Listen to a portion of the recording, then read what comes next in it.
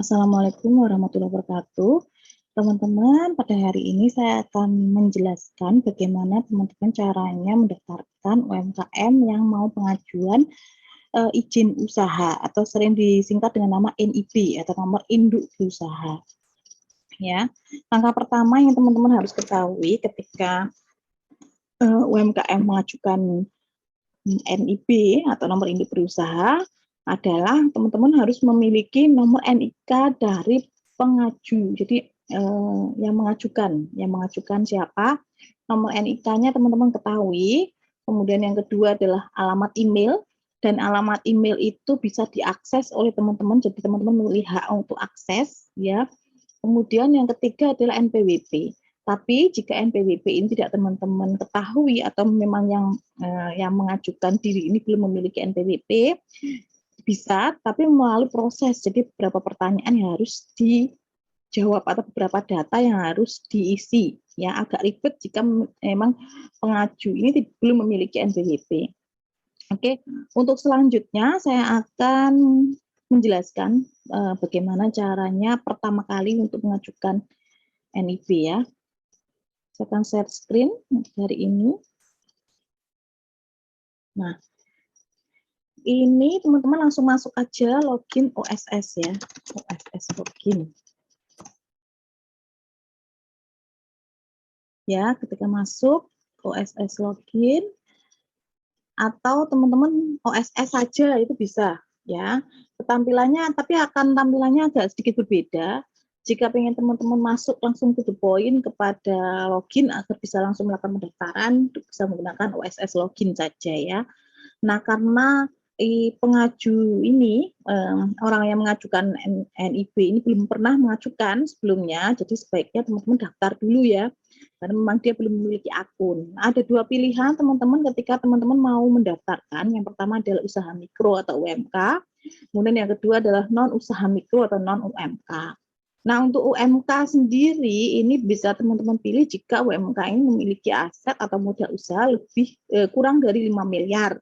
Nah, non UMK atau non usaha mikro dan kecil ini jika UMKM memiliki aset atau modal lebih dari 5 miliar atau sampai dengan 10 miliar.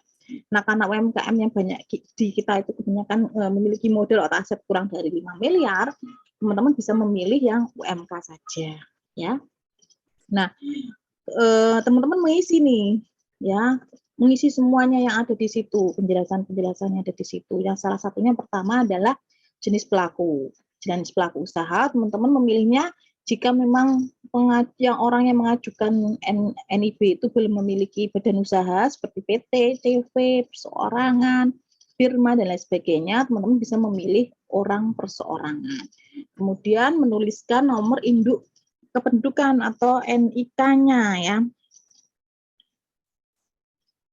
Teman-teman bisa menuliskan NIK-nya berapa gitu ya. Di sini kemudian ditulis nama lengkap ya. Kemudian pilih jenis kelamin ya. Tanggal lahir, alamat ya.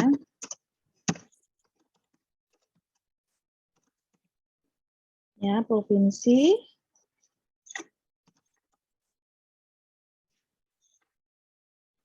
kemudian kota,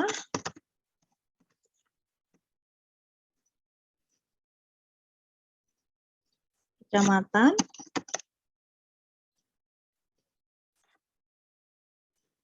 kelurahan, alamat email. Nah, alamat email ini adalah alamat email yang saya katakan tadi teman-teman yang bisa diakses oleh teman-teman sendiri. Jadi kalau alamat emailnya tidak bisa diakses, teman-teman akan kesulitan untuk kembali lagi masuk ke dalam untuk melakukan pendaftaran tadi, karena memang harus melalui email. Hak aksesnya itu melalui email, sehingga kita menggunakan email. Kalau memang si pendaftar ini belum memiliki email, teman-teman bisa membuatkan email baru dengan nama pengaju atau yang mengajukan, kemudian didaftarkan. gitu ya.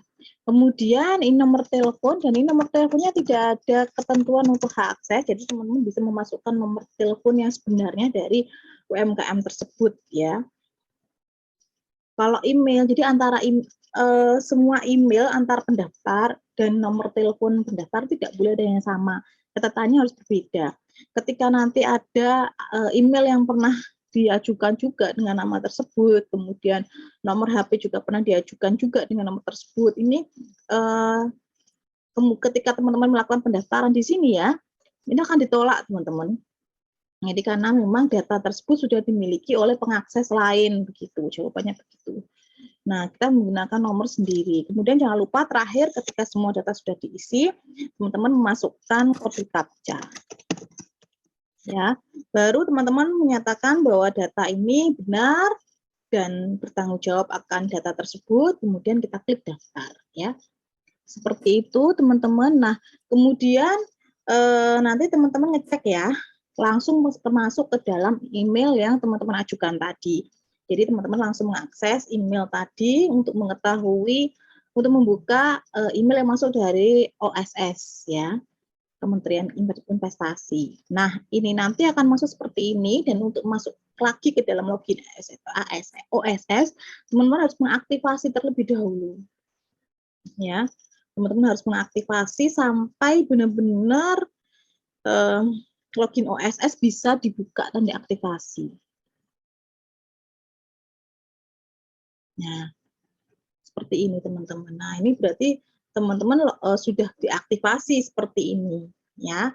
Kemudian teman-teman disuruh masuk kan ke dalam, biasanya teman-teman disuruh masuk ke dalam tadi yang pertama di sini. Maaf. Nah, teman-teman disuruh masuk ke sini. Masuk pada saat mendaftar login tadi pertama. Kemudian teman-teman kembali lagi melihat email apakah sudah masuk konfirmasi untuk username dan password seperti ini ya. Ini adalah username dan password masing-masing yang bisa digunakan untuk membuka login OSS ya. Seperti ini saya menggunakan username dan password dari email ya.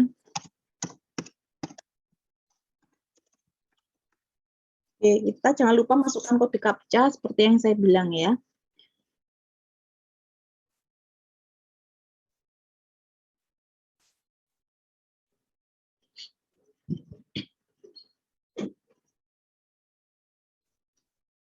Nah, tampilannya akan seperti ini, teman-teman. Ya, teman-teman langsung memilih perizinan berusaha, kemudian permohonan baru, langsung itu saja, ya. Ya, untuk mendapatkan NIB, teman-teman tinggal mengklik ini tadi ya, permohonan baru. Nah, kemudian teman-teman biasanya data yang sudah kita masukkan tadi akan terblok langsung dalam sistem. Hanya tinggal beberapa saja seperti NPWP, ini tinggal dimasukkan. Kemudian apakah memiliki BPJS Ketenagakerjaan? Jika memang kendala, teman-teman tidak menanyakan nomor NPWP, nomor BPJS, tidak perlu ditanyakan. Kalau memang tidak ditanyakan ya dari awal, biar tidak ribet lagi, teman-teman bisa memilih tidak saja. Ya, kemudian jangan lupa simpan data. Nah,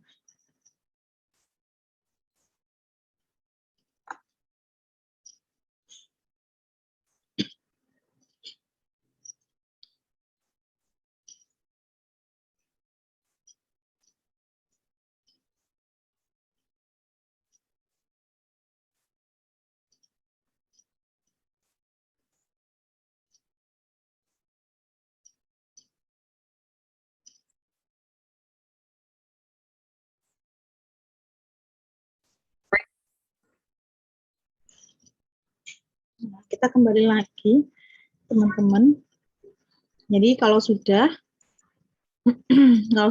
terdata semuanya, tersimpan, mohon maaf tersimpan, semuanya akan seperti ini. Kemudian teman-teman dilanjut untuk menambahkan bidang usahanya apa. Klik tambah bidang usaha. Ya, jika memang belum ada, memang karena memang baru pengajuan kan memang belum pernah ada, belum ada isiannya. Kemudian teman-teman memilih apakah ada NPWP. lain, ya, kemungkinan besar kan tidak, berarti dijawab tidak saja. Kemudian nama usahanya apa? Ini merupakan nama merek dari usahanya itu, atau nama perusahaan, ya, atau nama merek ini, nama mereknya apa? Kemudian luas lahan ini terkait dengan misal teman-teman membuat UMKM ini pembuat makanan gitu ya, atau usaha jasa. Ini berarti yang luas lahan ini terkait dengan luas produksi, luas lahan untuk produksi. Nah, ini bisa digunakan untuk bengkel. Kalau misalkan usahanya produksi, biasanya luas lahannya terkait dengan luas lahan untuk produksi. Kalau jasa berarti yang bengkel dan sebagainya gitu ya. Jadi nggak semua secara keseluruhan yang ada di dalam rumah, tidak, tapi hanya yang digunakan untuk usaha itu luasnya seberapa gitu ya. Untuk alamat silakan diisi.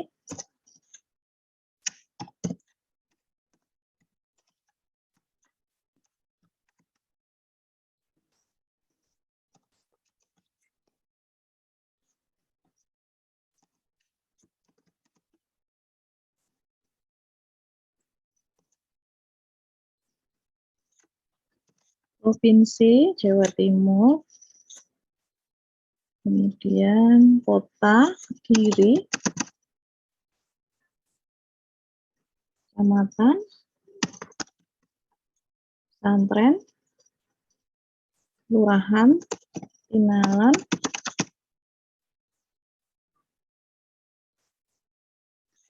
posnya. Nah, apakah kegiatan ini sudah berjalan? Yang pasti sudah ya teman-teman ya. Kemudian modal usaha. Nah, ini sesuai tergantung dengan hasil jawaban dari UMKM. Modalnya berapa gitu ya. Nah, kemudian deskripsi kegiatan usaha ini bisa teman-teman lihat termasuk di bidang usahanya apa. Dengan cara gini, kembali lagi ke awal tadi ya. Di beranda ya, teman-teman masukkan beranda dulu ya kan. Ketika teman-teman masuk ke beranda,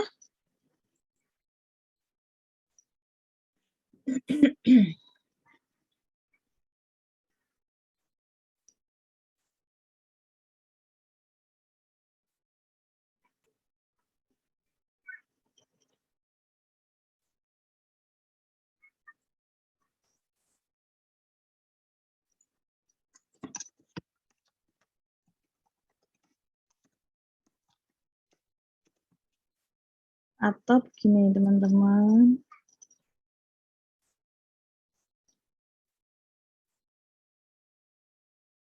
Ini masuk ke sini, teman-teman bisa ke beranda, klik kanan, kemudian, oh bukan, teman-teman buat janji dulu. Nah, ini open link new tab. Jadi untuk membuka tab baru, dari buat janji konsultasi ini, di kolom sini nanti teman-teman bisa melihat daftar kode pilihan usaha. Jadi memang di sini nanti munculnya ditambah bidang usaha tadi munculnya itu nomor teman-teman.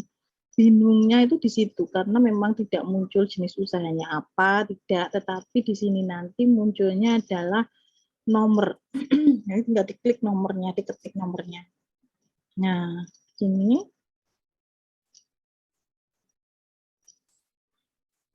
perizinan usaha, oke, virtual tata caranya.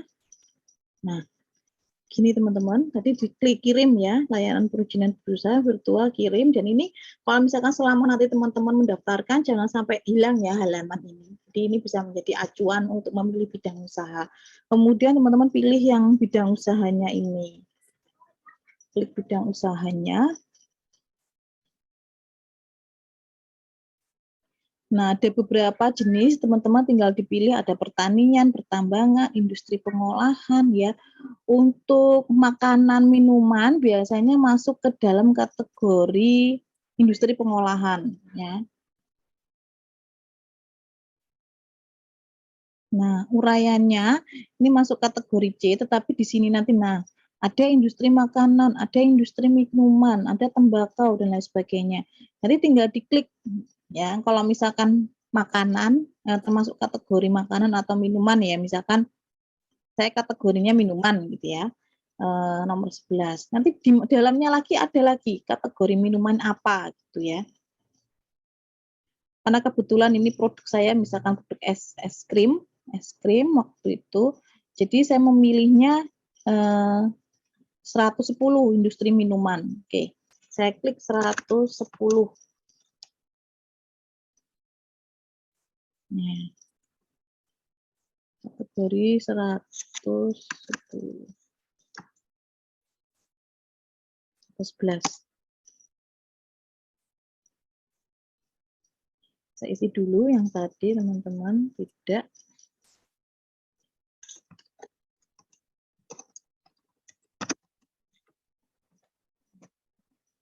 Perusahaan. Oke. Kemudian ini.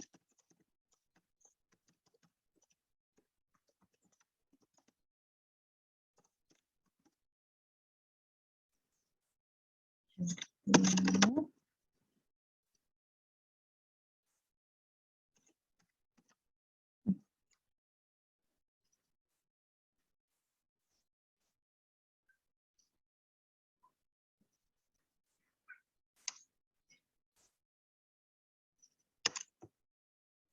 Bisa digunakan sebentar, teman-teman. Memang kadang agak error untuk ini setiap kolomnya, jadi tunggu waktu gitu untuk bisa mengisi dengan benar. Bukan karena kitanya, tapi kadang dari sistemnya itu yang agak lemot.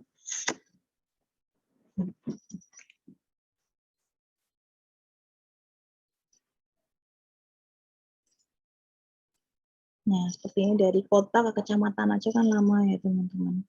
Jadi memang harus sabar nanti.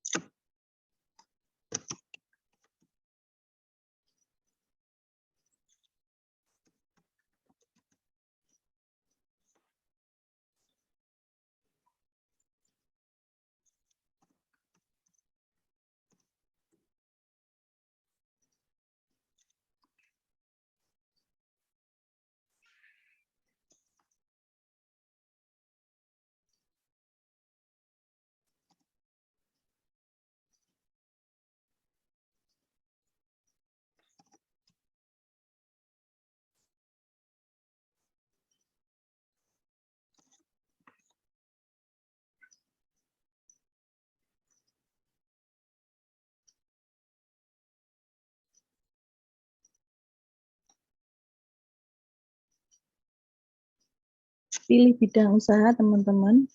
Teman-teman bisa memilih di sini nomor 11. Nah, 110 ya tadi.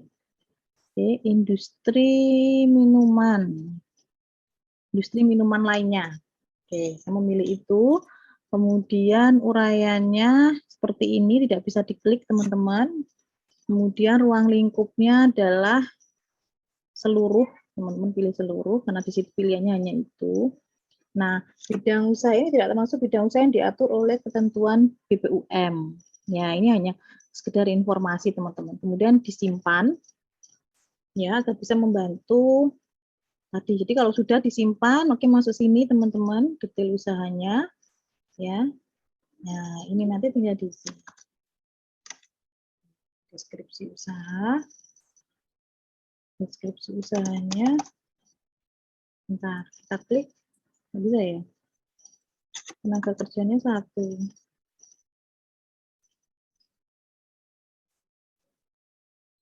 Tambah produk, kita klik tambah produk jasa. Nah, jenis produknya apa? Tadi ada minuman, minuman apa? Karena es ya, es krim berarti dianggap lainnya, kan nggak ada di sini. Nah, jenis produknya adalah es krim. Kemudian kapasitasnya berapa? Misalkan satuannya, kita lihat satuan. Nah, ton. Nah, ada ini, ada per ton ya. Ya bisa lah kalau misalkan anggap aja 1 ton lah per tahun gitu ya.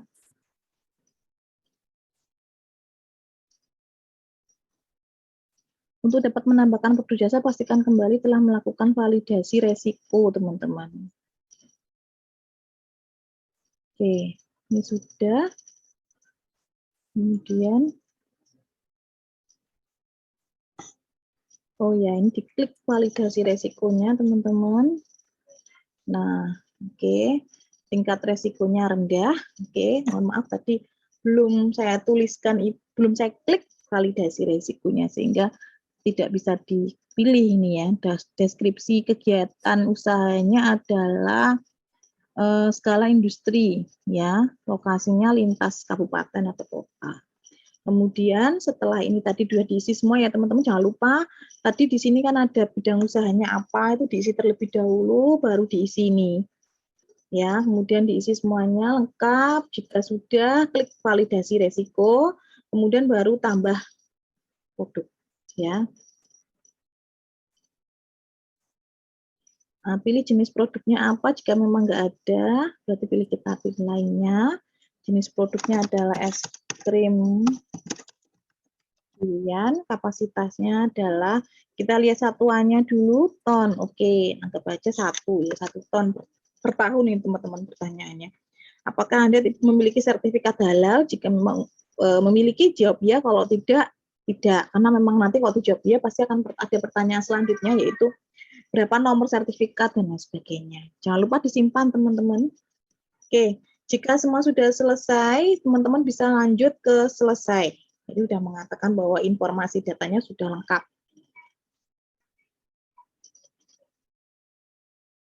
Informasi data yang diberikan berarti dianggap sudah lengkap jika memang benar-benar sudah selesai.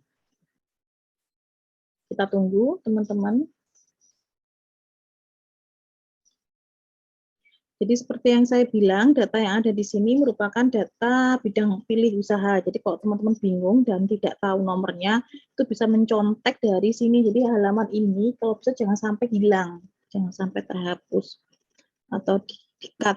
Karena memang nanti teman-teman nyonteknya dari sini. Misalkan teman-teman memilih yang eceran gitu ya, perdagangan eceran ada kan? Industri makanan, bukan. Ketika memilih perdagangan eceran misalkan, karena memang usahanya adalah jual beli online gitu ya. Ini teman-teman akan memilih atau perdagangan jual beli apa PKL itu ya, yang jual beli sayuran tuh pilihnya perdagangan besar dan eceran. Nanti bisa memilih di perdagangan eceran kalau nggak salah. Nah ini eceran bukan mobil dan motor ya.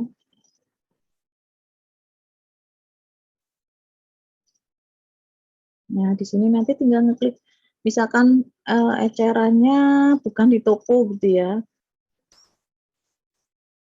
Nah, ini perdagangan eceran kaki 5. Nah, di Los Pasar itu di sini. Nanti ada lagi masuk di dalamnya. Enaknya langsung hafal nomornya, langsung diketik nomornya aja, jadi nggak akan muncul yang lainnya. Nah, tinggal dipilih aja yang mana, yang hasil pertanian atau makanan, minuman, dan lain sebagainya. Nah, kalau sudah seperti ini teman-teman, muncul data seperti ini, kita lanjut ya untuk memproses menjadi NIB. Kemudian ini data betul-betul kita lihat apakah betul. Jadi kalau sudah memang betul dari alamat dan sebagainya, kita proses perizinan usahanya. Nah, kita centang untuk semua tata tertib yang memang harus diikuti oleh UMKM ya. Kemudian kita lanjut.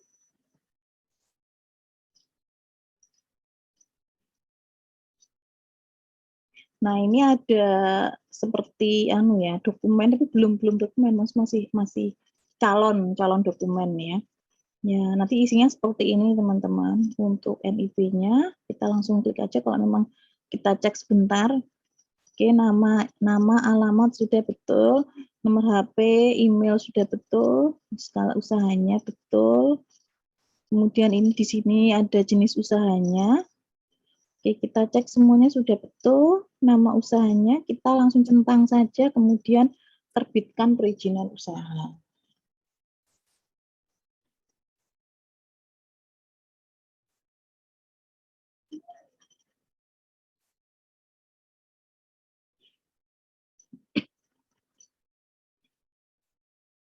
Nah, ini tinggal cetak NIB. Ya, kita pilih lagi cetak NIB.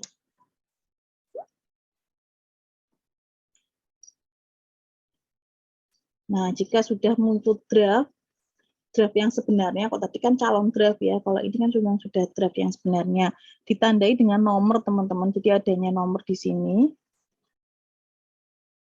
Ya, ditandai dengan adanya nomor ini berarti sudah menandakan bahwa ini betul. Tinggal kita download. Jangan lupa kita download dengan klik aja sebagian kanan, nomor 2 dari kanan ya, nomor 2, nomor 3 ini ya. Ya, kita download berarti. Pastikan benar-benar sudah terdownload ya. Filenya itu dengan seperti ini, dengan muncul tampilan save atau open biasanya. Nah, seperti ini jika sudah kita oke, berarti nanti akan tersimpan di laptop atau komputer kita.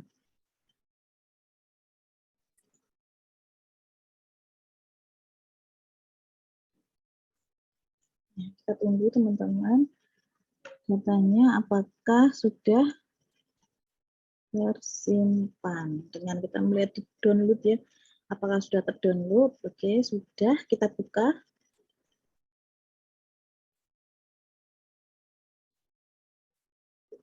Kita buka filenya. Apakah betul-betul NIB kita sudah jadi, teman-teman. Jadi untuk memastikan NIB yang kita ajukan apakah sudah jadi.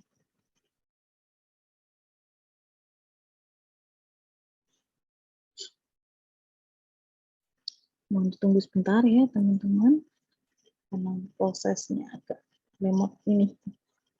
Nah, seperti ini. Bentar lagi. Nah, ini draftnya ditandai dengan burung Garuda. Adanya burung Garuda, kemudian tulisan Pemerintah Republik Indonesia, kemudian ditandai dengan adanya nomor induk ini, adanya nomor induk berusaha, kemudian lengkapnya, kemudian di sini ada tanda tangan dari kepala, ada barcode, mohon maaf ya, ada barcode dari Menteri Investasi atau Kepala Badan Koordinasi Penanaman Modal. Kemudian di sini dicetak tanggalnya, jangan lupa. Baru ini 3 lembar ini, yang lembar terakhir tuh kosong teman-teman memang. Jadi hanya 2 lembar yang terisi, tapi sebenarnya nanti tercetaknya 3 lembar. Nah, ini adalah usaha yang diajukan NIB-nya. Seperti itu teman-teman. Terima kasih atas perhatiannya. Assalamualaikum warahmatullahi wabarakatuh.